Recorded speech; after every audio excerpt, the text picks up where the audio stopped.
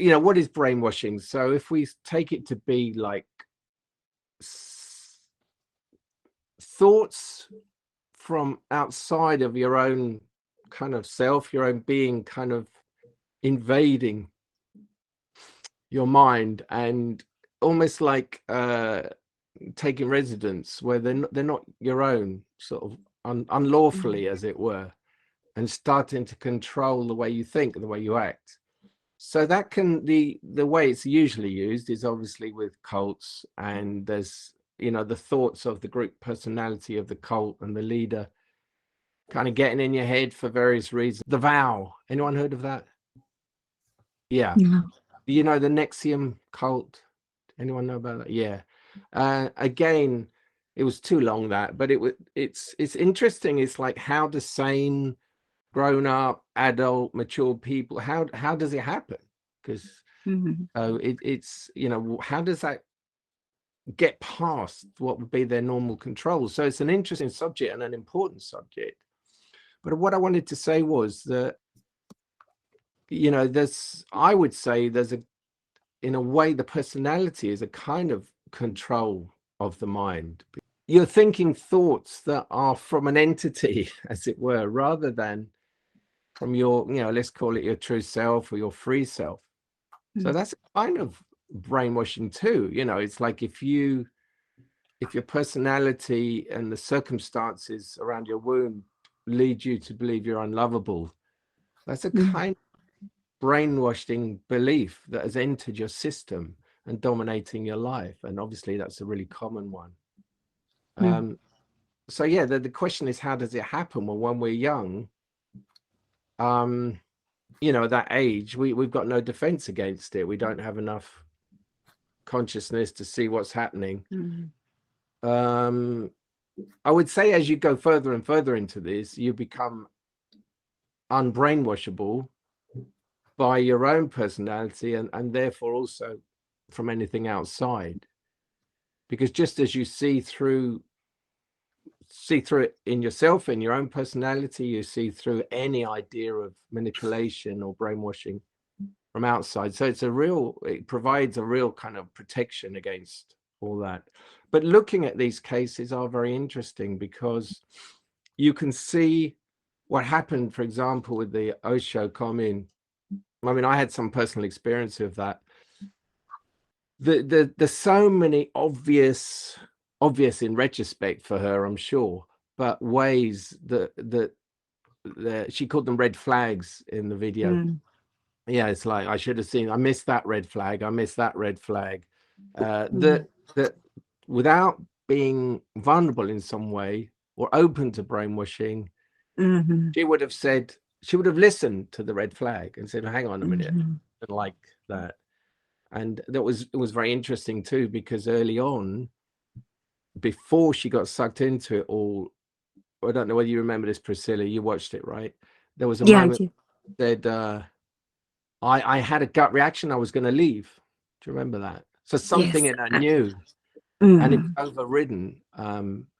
Part of what seduced her was this, the top man, who they believed was God, picking her.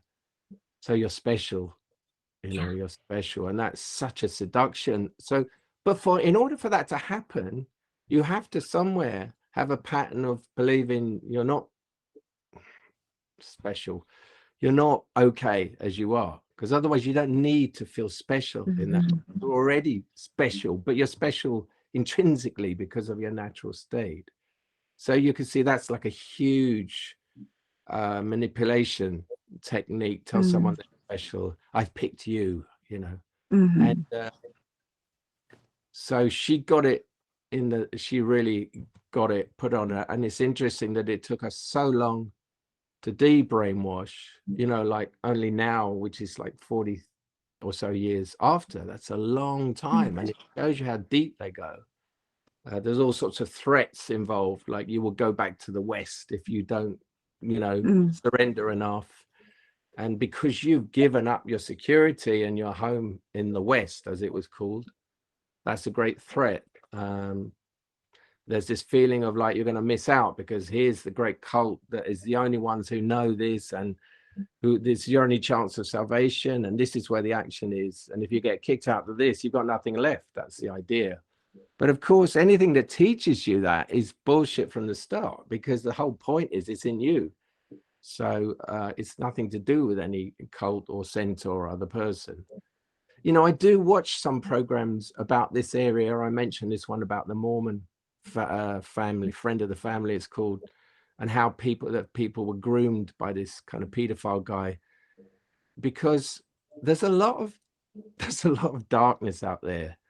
You know, it's funny because we don't really talk about that side, but the more I looked at this Osho setup, you know, it's really dark.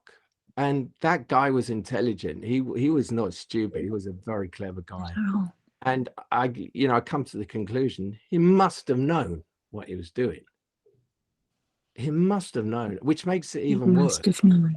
Mm-hmm. Yeah, makes it even worse. And also to use the light, as it were, because he was selling the light very convincing, to actually the dark, to fulfill the darkness in him, as it were, to control, to, you know, it's a pretty dark thing, mass hypnotism like that. And of course, you know, there's even worse cases, you know, with Hitler and everything, but it's there's a darkness out there, and waking up is your protection against it, because you can see it coming. And you see, the more whole you get, the less you're able to be manipulated, because you have your own connection to it. You don't have that Achilles heel where like the people who groom, the people who want to control you, they're very clever, and they have like X-ray eyes, and they can kind of find your weak spot, and they will use it.